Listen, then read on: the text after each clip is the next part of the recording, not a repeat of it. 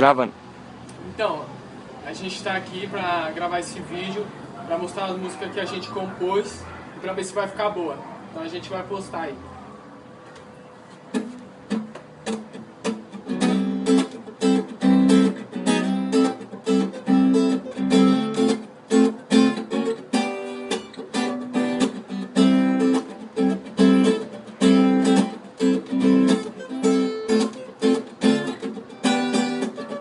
Eu tô bem, eu tô na paz, não vem que não tente me julgar.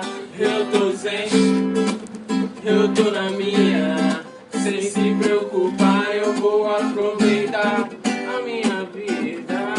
Hoje eu abri meu coração, com o violão na mão, resolvi fazer uma canção que pra você esquecer de todos os seus problemas. Lembre que a vida é linda, esse é meu dilema. Altos e baixos tem em qualquer vida, mas mostra que você consegue, então persista. Pois o vento que passa leva o mal e o bem, mas o vento que volta traz mais disso também. Paz e amor quero pra todos nós, assim eu vou seguindo, soltando a minha voz. A rima vai fluindo como se eu no destino, e assim é como eu tô na vida. Eu tô bem, eu tô na paz, não vem que não tem, não tente me julgar. Eu tô zen, eu tô na minha, sem se preocupar, eu vou aproveitar a minha vida. Não pare por bobagem, nem abaixe a cabeça, independente do que passa na sua vida. Não esqueça do passado e do agora, que é presente, porque tudo que passa você usa lá na frente. Então pense e use sua mente consciente. Não pense que é maior pra passar por cima da gente que foi ou é igualzinho a você,